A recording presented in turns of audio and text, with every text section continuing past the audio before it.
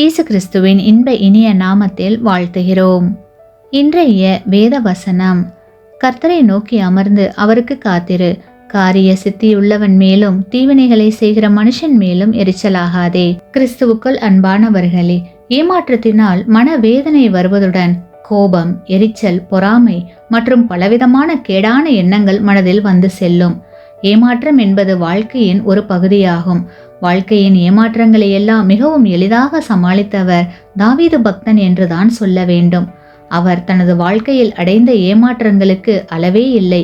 எனவேதான் நம்மை ஏமாற்றும் பொல்லாதவர்களை குறித்து பொறாமையும் எரிச்சலும் அடைய வேண்டாம் என்று ஆலோசனை சொல்லுகிறார்.